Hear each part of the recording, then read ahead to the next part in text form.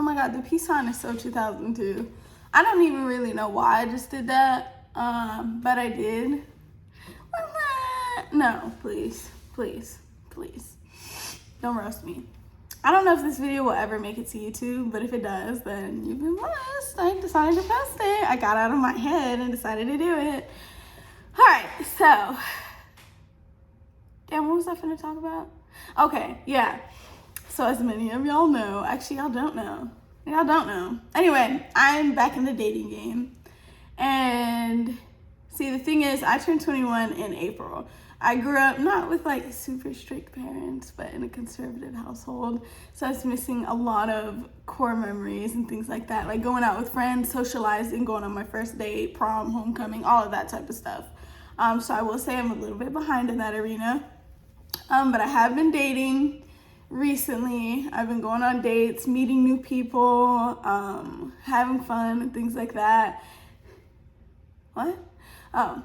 And it has been interesting to see what the pickings are like. Now, before we get into this video, right, let's not go into the whole spiel of, oh, she's talking about only how men ain't shit and da-da-da. No, it's slim pickings on both sides. It's slim pickings for men to find a good woman, and it's slim pickings for women to find a good man. Or should I say, good women to find a good man, and good men to find a good woman.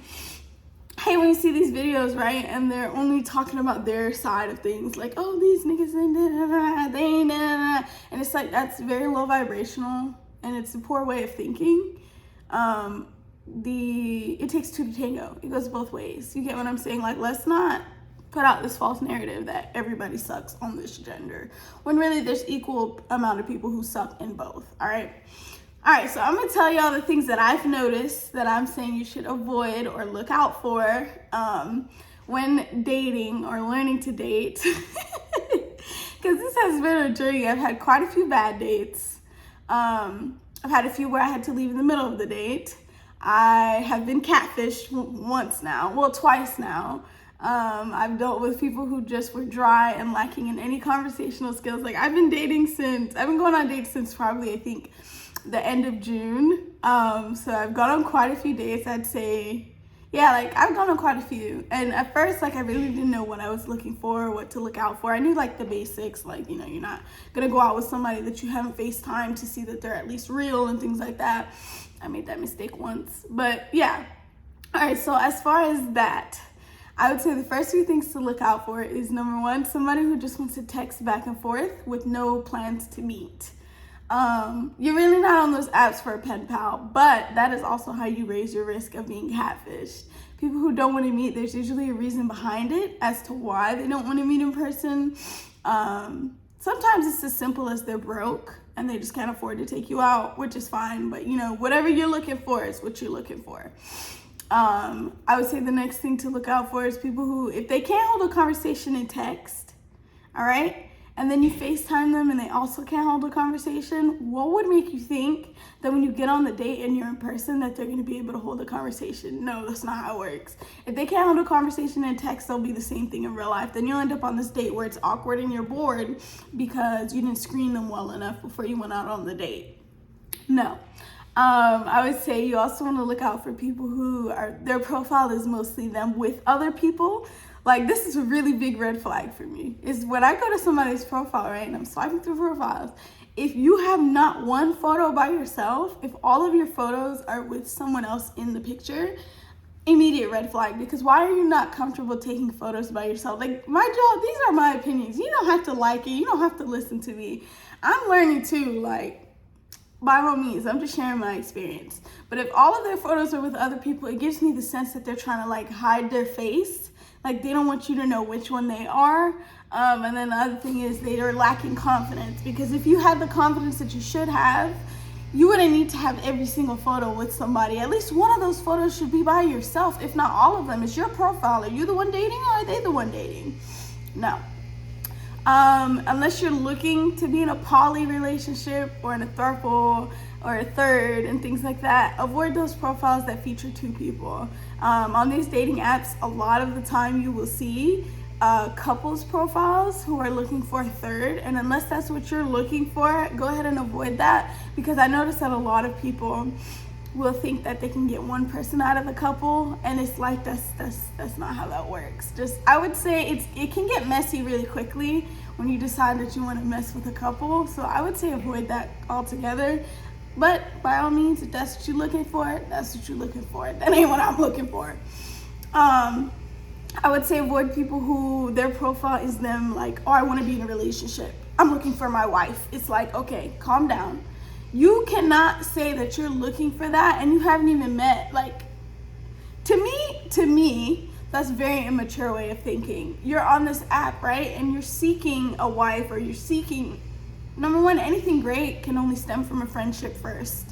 Anything great that's not based on a sexual relationship or lust has to start as just a friendship. But things happen naturally how they're supposed to happen. If you're out there seeking it, you're gonna be drawn to things that's not for you. You get what I'm saying? I avoid profiles as people saying that because it tells me how you think. You're the type of person who's gonna wanna rush into something. You're gonna wanna move too fast. You're gonna be asking me to be your girlfriend in a week. And mind you, any experience I have had with those profiles like that, they're usually asking after one date, can we both delete the app and focus on each other? And it's like, okay, you don't know me. You don't know anything about me. You've been on one date with me, if that. Sometimes they'll even ask that in the text. And it's like, do y'all really match with one person and then delete the whole app? And like, the point of dating is to be dating. The point of being on a dating app is to be going on dates, plural, not date, singular, no. That's one of my red flags. Another one of my red flags is when their pictures are them flexing with money. So they got photos with, they got photos, right? And in all the photos, they sitting there like this. And they got all this money, right? That's a red flag. Anybody who's flexing their money ain't got none. Let me just tell you that right now. And that's not even what you should be looking at these people for, no. But it tells you about their state of mind. You're posting all these pictures with money, right? It tells me that you're very money oriented. You're very materialistic. You're childish because you feel the need to post your money. And it tells me that you think that because you have money, you don't need to have anything else. And most of the time they end up being broke anyway. So I would say avoid that. The next thing I would say is for you, whoever's watching this video, don't get on these apps unless you're ready to be dating. You know what I'm saying? Like, if you know that you can't afford to go on a date, don't be on the apps. If you know that you're not emotionally, but if you know that you're unavailable, then why waste somebody's time? If you know that you're gonna match with the person and not say anything, then why waste their time? There's no point of being on the app at that point. Because then you're playing games, and nobody wants to play games. The next thing I would say look out for is if for the first date they want to do something that's like really a third or a fourth date. For example, going to the movies, that's not a first date. Absolutely not. That's like a second or third date. Now, before you get all up in arms, the reason I say this is because when you're going to the movie theaters, right, you have the time walking into the theater and getting snacks and concessions to talk. But once you get in that theater, you cannot talk to that person. Otherwise, you're going to be disrupting the movie for others, right? So now you really don't get the opportunity to speak with this person and get to know this person. Unless you're going to be doing like a drive-in movie or something like that, it really doesn't make sense to go to a movie the first date because you have literally virtually no opportunity to really speak with this person and bond with the person.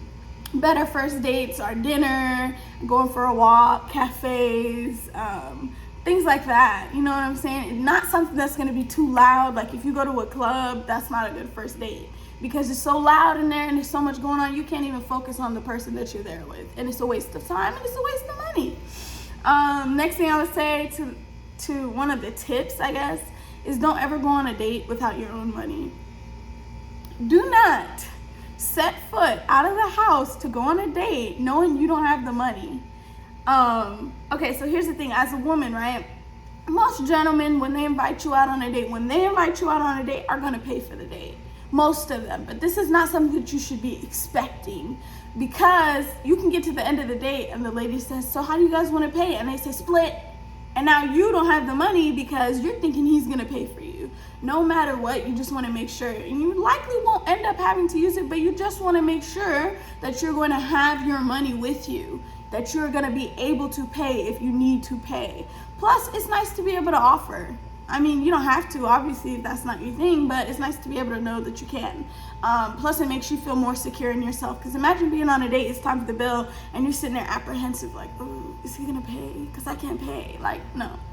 I don't ever go anywhere on any date where I don't have the money to take care of my own tab if push comes to shove. And even a little extra in case you end up having to be run out on or whatever. I feel like those were really good tips, but let's see. Okay, here's another one. Red flag. It's not really a red flag. Actually, this one's not a red flag, but if they want to pick you up on the first date, politely decline. Don't do it. Don't let anybody come pick you up on the first date, because we are in 2023 and people are getting trafficked and kidnapped. You don't let nobody pick you up on the first date. Again, that's something that happens the third or fourth date. The first 2 dates, you need to be the one driving to meet this person, and you need to be meeting them in a public location. That's how you stay safe, and that's how you're preemptive, and you take preemptive measures. Piss poor planning produces piss poor performance. So you need to make sure that you're ready to meet them there. Don't let anybody pick you up. Don't give any addresses, because people are shysty. At the end of the day, they are shysty, and they do have ulterior motives. You just don't want to get caught off guard by letting your guard down to do something like that. Plus, you let them pick you up, you end up having a bad date. In the middle of the date, you realize you don't feel safe, or you don't like this person, you no longer want to be on the date. You're gonna have to have this awkward conversation now. Can you take me home? It's really awkward. Other than, I'm gonna head home. It was really nice to meet you, thank you, and just go home. You wanna have the opportunity or the ability to be able to leave whenever you feel like it. This mascara is kind of mascaring. But yeah. Those are pretty much my tips so far. I am going to start doing like chronicles where I just vlog me getting ready and stuff like that. Like, this is not how I go on a date. No, I put myself together. I wear something really cute. Like, no, this is just me at home. I'm working right now. This is just my casual. No, I would not be going on a date looking like this. And that's another one. Make sure you step foot out of the house on a date where you don't look your best. Because guess what? Your date this is their first impression of you. They don't know how you are on a normal basis. They're looking to see if you care about yourself, your appearance. Is she well groomed? Does she smell good? Does her outfit look like it's been worn for the last week? Things like that. Yeah, those are just the things I've learned so far. Of course, there's a lot more. That I couldn't think of on the spot, because y'all know I usually take notes, but today I didn't take notes. I just was kind of coming from the top of my head. So those are my tips and tricks for having a successful first date and things to look out for. And I will see y'all in the next one. Bye. That was like, what is going on? Why am I so cringy today? All right, bye.